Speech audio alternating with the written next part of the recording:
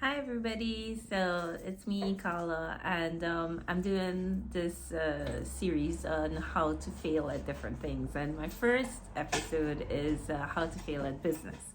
So I did this conversation type interview with my husband when I was discussing the points that we wanted to make on how to fail at business or what went wrong with our business. But it's a really long video and we had a lot to say. So if you want details or you want to know specifically what went wrong for us, and there was a lot, but I suggest you check out that video just to help people who are in a rush. I'll just give the 7 points that we came up with really short right now. So just the main points and a little bit background on it. So the business that we had was a fast food type restaurant.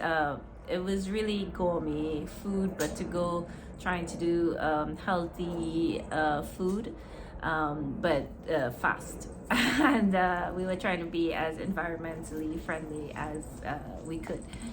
So the first point that we made was that you should clearly outline the type of business or probably do a business plan, which we didn't. So this is one of the things that happened and we could identify as one reason that we failed, is that we did not have a business plan. We did not have proper market research, and it just cascaded into a bunch of bad decisions. So first thing, I think you should do a business plan. Oh no, sorry. The first thing is that how we failed is that we didn't have a business plan and we didn't have market research, right? The second thing I want to talk about, that the second point that came up was finances. And again, we didn't have it properly outlined. So we made a lot of bad financial decisions. We invested our own money and there was nothing left for any unforeseen things that would occur, which did. There was some damage done because to our restaurant, because of there was a fire in another part of the building, had nothing to do with us. And we didn't compensate for emergencies or anything like that. Plus we didn't have any money put aside for like 6 months of rent and expenses, which was really, really bad. I strongly suggest that you do like 2 years, but we had none. So secondly, our finances were poorly managed. Yeah, that was my fault actually.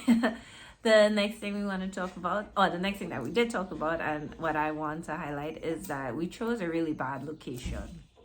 So that was one of the reasons that we failed. It was so rushed, and we were rushing for personal reasons that we had to get things done quickly.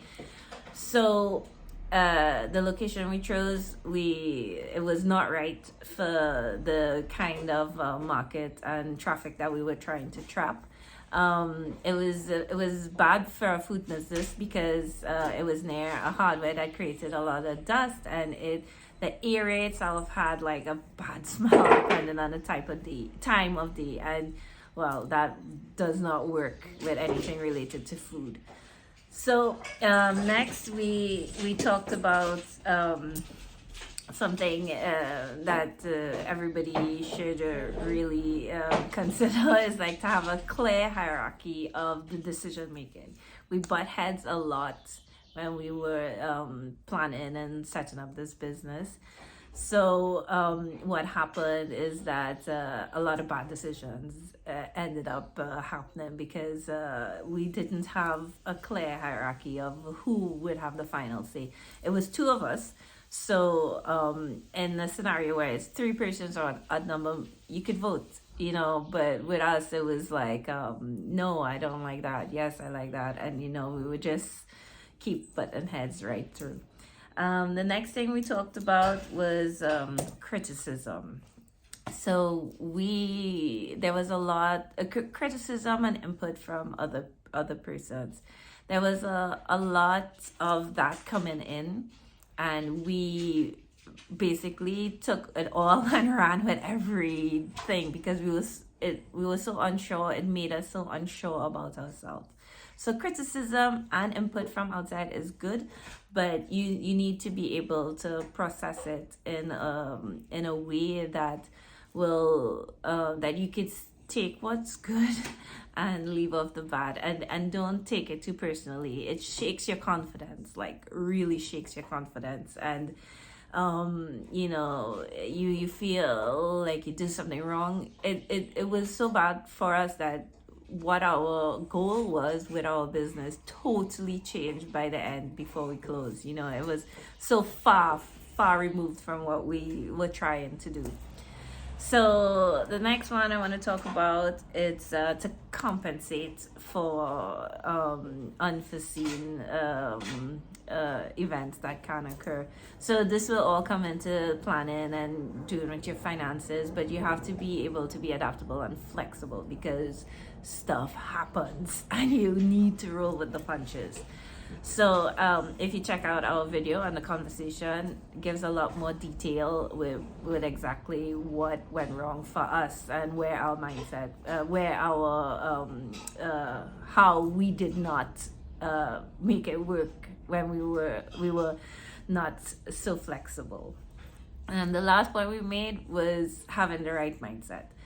And this is hard, but it's really important that you put yourself in that right mindset from the start, because everything that happened to us just it flooded our brain so much that we both was so unsure of ourselves, and we didn't have that positive attitude throughout, and you know, we were goal driven, and we were trying, and we were working real hard, like really hard, but it just did not turn out into something good because our mindset was in not a good place. We were just off balance in every way possible. We weren't aligned actually together with our ideas. We were stressed out about different things, and it just flooded and made everything cloudy to a point where we actually hated being in our own business, and that was the opposite of what we were trying to do. So as I said, there's a long conversation about everything that went wrong, but these were the 7 points that kind of came out, and I just wanted to put a short clip. So if you don't have time, at least you could look at this and say, okay, you know, but it's probably things that you know, but it's just that it's really important and it's worth saying again. So say bye. Okay, so thanks for watching, and there's no pressure, but if you can, like and subscribe, it would be great. But you know, if not, it's great too. So bye, see you next time.